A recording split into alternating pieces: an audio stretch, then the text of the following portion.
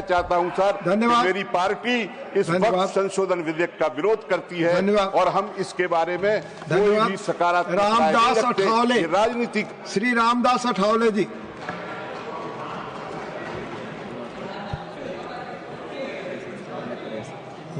Deputy chairman sir, इतनी हो गई है रात,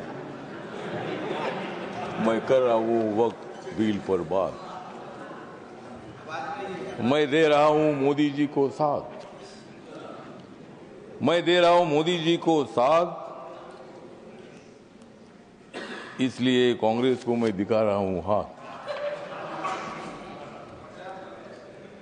मोदी जी तो मुसलमानों की बात करते हैं, मोदी जी तो मुसलमानों की बात करते हैं, लेकिन कांग्रेस वाले मुसलमानों का आघात करते हैं। मोदी जी तो गरीबों की बात करते हैं और हमेशा नरेंद्र मोदी जी ने मुसलमानों की, माइनॉरिटी की, दलितों की, गरीबों की बात की है। अध्यक्ष महोदय, ये बिल जो है बिल बहुत ही सभी मुसलमानों को, मैक्सिमम मुसलमानों को, 90% मुसलमानों को न्याय देने वाला बिल है। ये जो बिल है ये बिल असंवैधानिक नहीं है। डॉक्टर बाबा साहब अम्बेडकर जी ने संविधान बनाया, उस पार्टी से मैं आता हूं। मेरी पार्टी आरपीआई है, रिपब्लिकन पार्टी ऑफ इंडिया,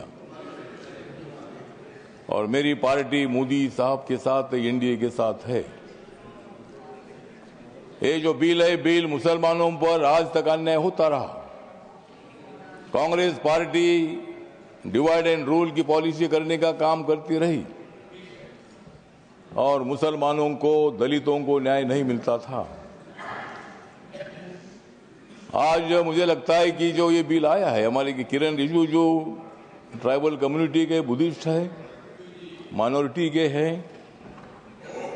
और इसीलिए मैं बताना चाहता हूं कि हम किसी को भी नहीं जाएंगे शरण, हम किसी को भी नहीं जाएंगे शरण, क्योंकि माइनॉरिटी के मिनिस्टर है रिजिजू किरण।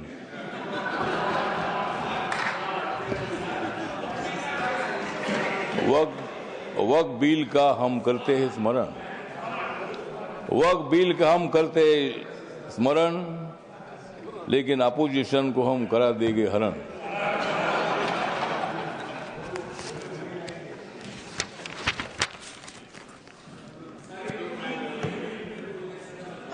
नरेंद्र मोदी जी है मुसलमानों के सच्चे वाली, नरेंद्र मोदी जी मुसलमानों के सच्चे वाली। खरगे साहब बजाओ जोरदार ताली।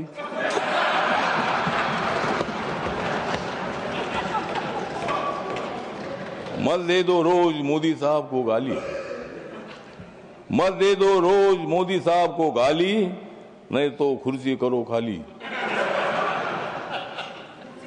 विरोधी दलों की रात हो रही है काली, विरोधी दलों की रात हो रही है काली, नड्डा साहब बजाओ तुम भी ताली।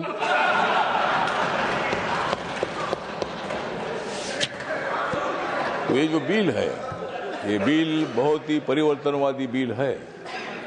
ये बिल हिंदू, मुसलमान, सिख, ईसाई, बुद्धिस्ट लोगों को जोड़ने वाला ये बिल है।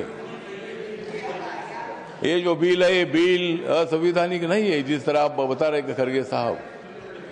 संविधान बाबा साहब ने लिखा है, आप भी बाबा साहब के अनुयायी है, मैं भी अनुयायी हूं। और आप जिस कांग्रेस पार्टी में, खरगे साहब, जब कर्नाटक में आपको मुख्यमंत्री बनाने का मौका आया था तब उन्होंने नहीं बनाया आपको, और मुझे भी मंत्री बनाने का मौका आया था, आपने मंत्री नहीं बनाया, मैं इसलिए इधर आया। मैं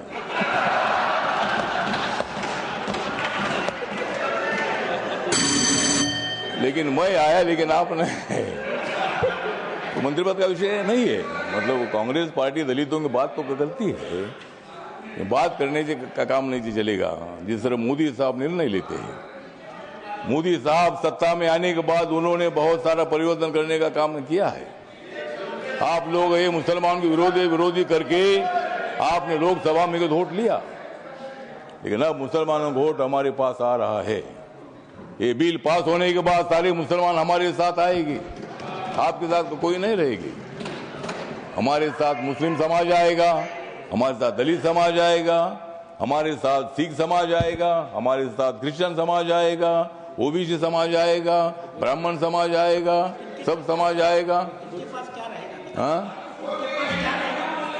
हाँ, उनके पास कुछ नहीं रहेगा, मतलब उनके पास कुछ नहीं रहेगा तो ठीक बात, कुछ ना कुछ उधर भी होना चाहिए। अपोजिशन की हमें आवश्यकता है, कुछ वोट उनको मिलना ही चाहिए, लेकिन मैक्सिमम वोट हमको मिलेगा। और ये बिल पास होने के बाद नरेंद्र मोदी जी चौथी बार देश के प्रधानमंत्री बनेंगे, और नरेंद्र मोदी जी बनेंगे तो मैं भी बनूंगा। तो इसी तरह मतलब कहने मतलब इतना है कि इस बिल का समर्थन करने के लिए मैं खड़ा हूँ। व्यक्त कम है, मेरी पार्टी छोटी पार्टी है, लेकिन मेरी पार्टी आगे बड़ी पार्टी हो जाएगी।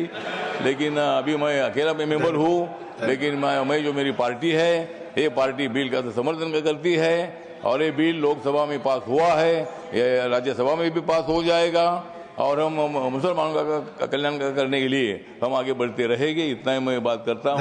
नमस्कार, प्रणाम। लेकिन जाते जाते थोड़ा सा किरण जी को मेरा कहना है कि बोध गया में जो हमारा महाबोधि महाविहार है वो बौद्ध समाज का है। वहाँ गौतम बुद्ध को ज्ञान प्राप्ति हुई थी। वहाँ लगातार 50 दिनों से आंदोलन चल रहा है, और वहाँ का जो ट्रस्ट है 1949 का कानून है, उसमें 4 हिंदू और 4 बुद्धिस्ट है। तो वहाँ बौद्धों की मांग ऐसी है कि भाई वो सभी मेंबर अपने होने चाहिए, अगर सरकार कर सकते हैं। धन्यवाद। मैं ये निवेदन करना चाहूंगा मंत्री जी से कि जब वो जवाब दें तो कृपया ये आंकड़ा भी बताएं कि भले ही 1 करोड़ माने वो, उसमें कितने लोगों ने बिल के समर्थन में अपनी राय दी थी और कितने लोगों ने इस बिल के प्रावधानों पर ऐतराज किया था। दूसरी बात, हमारे सभापति जी का बहुत आग्रह रहता है, और रोजाना नहीं तो हर दूसरे तीसरे दिन तो सभापति जी कहते ही हैं कि फ्री फॉल ऑफ इंफॉर्मेशन नहीं होना चाहिए, जो मन में आए वही लोग कह देते हैं, ऐसी स्थिति नहीं होनी चाहिए। मैं कई दिन से सुन रहा हूं, कल लोकसभा के अंदर भी और आज राज्यसभा में भी माननीय अल्पसंख्यक विभाग के मंत्री जी, माननीय मंत्री जी ने कहा कि संसद भवन भी वक्फ के कब्जे में आने वाला था अगर सरकार नहीं बनती मोदी जी की तो। और एक साहब बोल रहे थे, उन्होंने तो कहा कि बद्रीनाथ के मंदिर पर भी वक्फ का कब्जा होने वाला था। मैं ये चाहूंगा कि फ्री फॉल ऑफ इंफॉर्मेशन नहीं होना चाहिए, ये नियम मंत्री जी पर भी लागू होना चाहिए, और मंत्री जी को कोई ना कोई दस्तावेज ऑथेंटिकेशन इस संबंध में करना चाहिए कि संसद भवन कैसे वक्फ बोर्ड के कब्जे में आने वाला था। इतना जोश में है सर, कल पास हो गया है लोकसभा में बिल, तो कहने लगे साहब हमने 31 मेंबर की कमेटी बनाई और 2011 में जो कमेटी बनी थी उसमें 13 ही मेंबर थे। मंत्री जी, आप बहुत जिम्मेदार मंत्री हैं, आपको थोड़ा सा फैक्ट बताना चाहिए, वो जेपीसी नहीं थी।